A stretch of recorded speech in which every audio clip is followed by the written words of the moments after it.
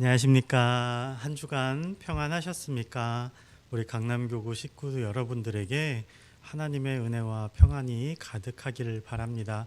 코로나가 점점 심해지는 가운데에서도 항상 건강하시고 하나님의 말씀을 붙들고 승리하는 삶 살아가시기를 간절히 소원하고 기도하겠습니다.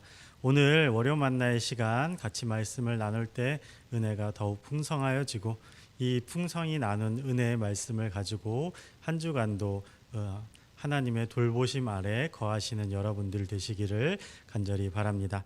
오늘 읽을 하나님의 말씀은 레위기 6장 12절에서 13절까지의 말씀입니다. 레위기 6장 12절에서 13절까지의 말씀을 같이 봉독하겠습니다. 제단 위에 불은 항상 피워 꺼지지 않게 할지니 제사장은 아침마다 나무를 그 위에서 태우고 번제물을 그 위에 버려놓고 화목제의 기름을 그 위에서 불사를 찌며 불은 끊임이 없이 제단 위에 피워 꺼지지 않게 할지니라. 아멘. 요즘 TV를 보거나 아니면 다른 사람들을 만나서 이야기를 해보면 죄가 더 이상 심각하고 원통하거나 죄송하지 않는 시대, 회개를 강조하지 않는 시대가 된 것 같아 마음이 아프고 씁쓸할 때가 있습니다. 지은 죄를 사죄하기보다 다른 사람의 죄가 더 크므로 내 죄는 괜찮다, 나 정도는 괜찮다 하고 안심하고 안위하는 세대가 된 것은 아닌가 이런 생각을 해볼 때가 있는데요. 죄를 죄라고 이야기하기가 더 어려운 시대가 되어가고 있다 이렇게 생각이 듭니다. 그러나 성경 말씀을 읽어보면 죄는 매우 심각한 문제입니다. 더는 죄를 범하지 말라 말씀하신 예수님을 믿고 그 말씀에 순종하며 살아가야 될 우리는 이런 죄가 더 이상 심각하지 않은 세대에 어떻게 살아야 될지 고민하게 되고 다른 사람에게 죄를 죄라고 이야기하는 것이 조심스러워진 이 세대를 어떻게 지혜롭게 그리고 말씀대로 살아갈 것인지를 고민하며 기도하며 생각하며 살아가야 되지 않을까 이런 생각을 하게 되었습니다. 특히 오늘 읽은 레위기 말씀을 보면서 더 그런 생각을 했는데요. 레위기는 하나님께 제사 드리는 방법에 대한 이야기들을 자세하게 설명해 주고 있습니다. 특히 죄를 범한 사람이 그 죄를 속하기 위해서, 그 죄를 용서받기 위해서 하나님께 어떻게 제사를 드려야 되는지 자세하게 설명하고 있는데 이는 하나님께서 우리에게 너희가 지은 죄가 얼마나 심각하고 중차대하며 그 지은 죄로 인해서 어떤 벌을 받아야 되는지 그리고 그 마음 아프고 안타까움이 얼마나 큰지 이것들을 하나님 마음에 빗대어서 설명해 주시기 위해서 그리고 깨닫게 하시기 위해서 우리에게 주시지 않았나 이렇게 생각을 합니다. 오늘 특히 읽은 레위기 말씀은 번제에 대한 설명과 규칙을 이야기하는데요. 속죄제를 번제로 드리면 제물을 가져와서 소나 양이나 염소나 비둘기 같은 제물을 가져와서 그 제물의 머리에 안수를 합니다. 그러면 사람이 지은 죄가 흠없고 깨끗한 제물의 전가가 되는 거죠.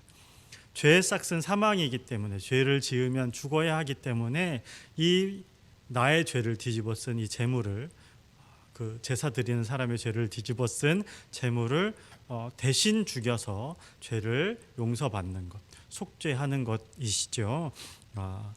이렇게 안수를 하고 나면 그 제물을 안수한 사람이 직접 잡아야 합니다.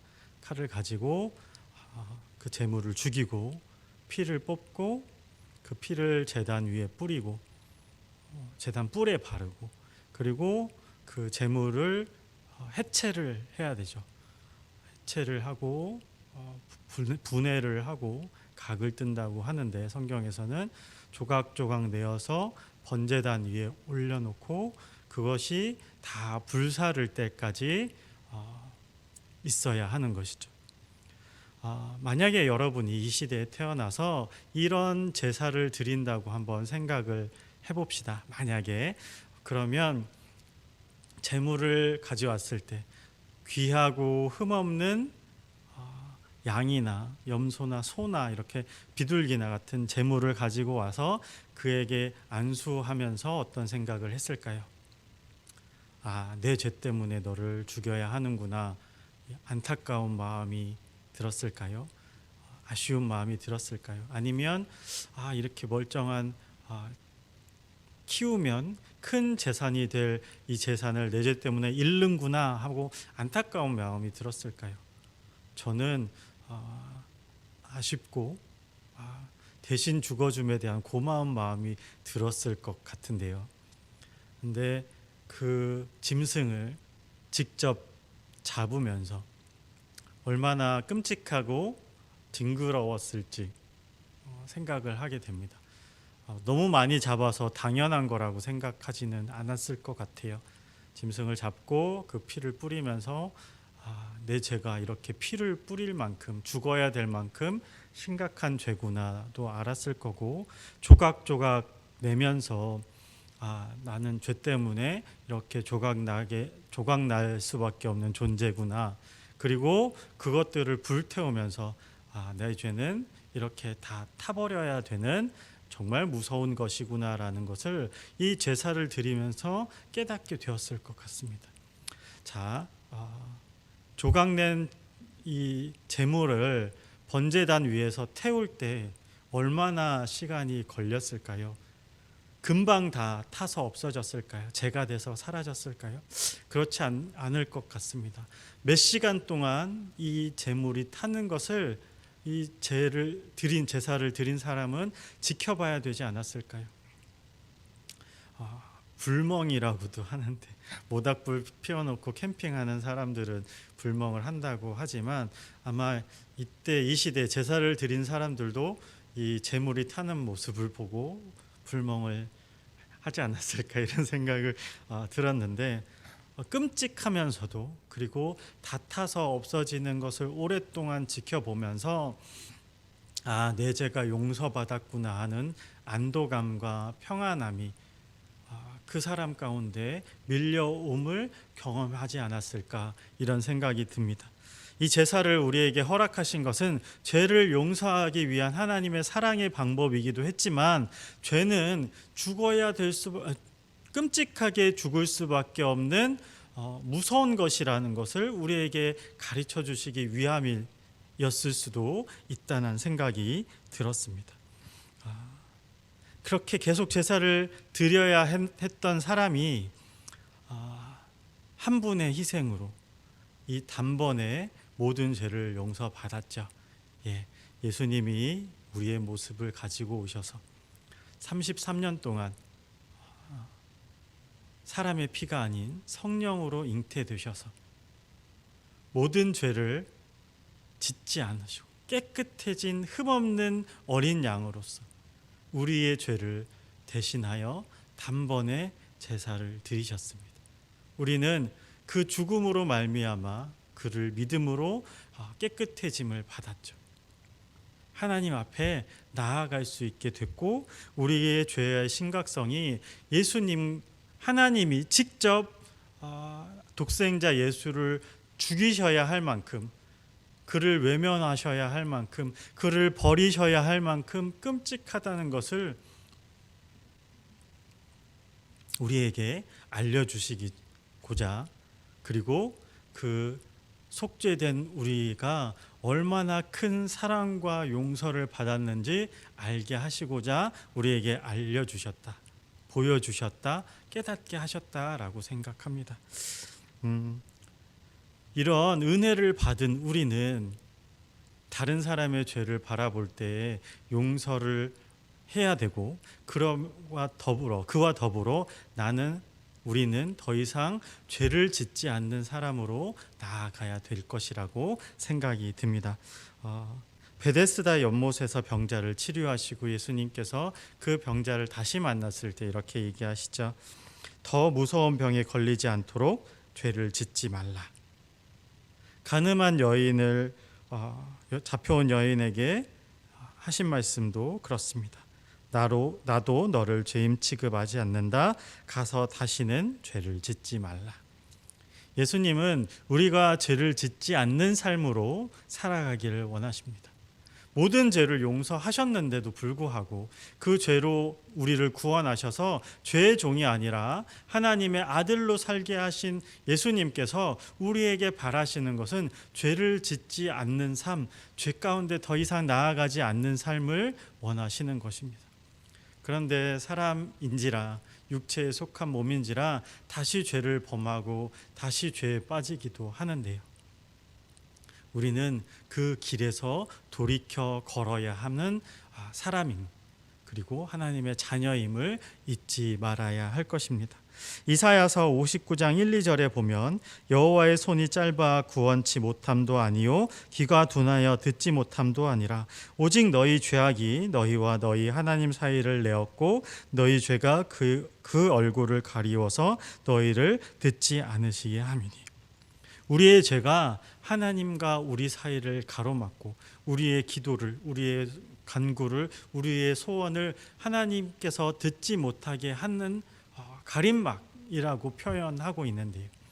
우리가 기도하며 하나님 앞에 나아가고 우리가 끊임없이 주를 바라보는 것, 그것은 이 가림막이 더 이상 하나님과 나 사이에 있지 못하게 함이라고 생각을 합니다.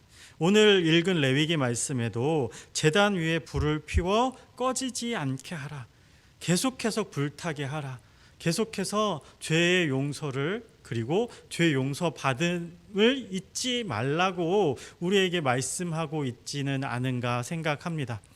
쉬지 말고 기도하라는 말씀도 여기에 빗대 보면 그렇구나 하고 더 깨달아지는 은혜가 있는데요. 하나님과의 연결이 끊어지지 않도록 우리는 쉬지 말고 주 앞에 나아가며 더 이상 하나님과 나 사이를 가로막는 죄가 있지 않도록 죄에서 등을 돌리고 하나님께로 꾸준히 걸어가는 삶을 살아가야 한다는 것을 말씀하고 있다고 생각을 합니다. 쉬지 않고 기도한다는 것, 쉬지 않고 하나님을 바라보는 것, 그리고 하나님이 싫어하고 끔찍하게 여기시는 죄와 거리를 두고 주님 앞으로 걸어간다는 것이 아닌가 생각합니다. 하나님 안에 거하면서 항상 예수님을 바라보고 쉬지 않고 기도하는 우리가 되어야 하겠습니다. 쉬지 않고 죄를 멀리하는 우리가 되어야 하겠습니다. 하나님의 일과 하나님의 나라와 하나님의 거룩한 뜻을 위해서 쉬지 않고 달려갈 때 우리는 더 이상 죄를 짓지 않는 삶으로 나아갈 수 있게 되는 것이 아닌가 합니다. 죄가 아닌 세대, 죄가 더 이상 흠이 아닌 세대를 살고 있는 우리에게 하나님은 이렇게 원하시고 있는 겁니다. 죄는 죄인 것이라고. 죄는 심각하고 하나님과 나 사이를 가로막는 무서운 것이라고. 죄는 용서받아야 되고 그와 거리를 두어서 그와 떨어져서 동에서 서가 먼 것 같이 서에서 동이 먼 것 같이 멀리 떨어져서 상관없는 삶을 살아야 한다고 다시 한번 이 시간 생각하고 고민하게 하고, 그리고 그 길을 결단하게 하는 하나님의 말씀이라고 믿고 이렇게 간절하게 말씀을 드립니다. 한 주간을 살아가면서 순간순간 실수하고 잘못할 때도 있지만 기도를 끊이지 않고 기도의 끈을 놓지 않고 하나님을 바라봄을 쉬지 않고 살아갈 때에 죄에서도 멀어지는 저와 우리 강남교구 식구들 모두가 될 수 있는 한 주가 될 수 있기를 간절히 소원하며 기도합니다. 자, 다 같이 기도하겠습니다. 사랑이 많으신 하나님 아버지, 우리에게 죄는 끔찍한 것이고 하나님과 거리를 떨어뜨릴 수밖에 없는 무서운 것임을 다시 한번 생각하게 하심을 감사합니다. 죄가 다른 사람의 죄에 비교되어서 경하고 아무것도 아닌 것이 아니라 한 가지라도 나의 마음 속에 그리고 나의 심령 속에 나의 행동 속에 범하여져서는 안 될 것이라는 것을 깨달아 알아 경계하며 죄에서부터 자유함으로 주님께로 나아가는 저희 모두가 되게 하시고, 그런 말씀과 기도로 한 주간을 살아갈 때 하나님 우리가 주님께 드리는 기도와 간구를 귀하게 들어주시고 그 기도와 간구대로 응답하시며 하나님의 일을, 하나님의 나라를 이루어 가시는 하나님의 놀라운 은혜가 임하는 한 주가 될 수 있도록 저와 강남교구 식구들 모두에게 충만하게 임하여 주시기를 간절히 소망하며 이 시간 기도합니다. 우리의 기도를 들으시고 우리를 불쌍히 여기셔서 구원하시고 항상 성령 충만함으로 주님께 나아가는, 주님을 바라보는 저희가 될 수 있도록 한 주간을 보호하시며 지켜 주시옵소서. 코로나가 점점 더 심해지고 있는 가운데 우리 강남교구 식구들의 건강과 안전을 지키시며 하시는 모든 일과 하시는 모든 계획 가운데 주님의 은혜로, 주님의 때에, 주님의 방법으로 귀하게 역사하는 한 주가 될 수 있도록 함께하여 주시옵소서. 감사드리며 예수님의 이름으로 기도드립니다. 아멘.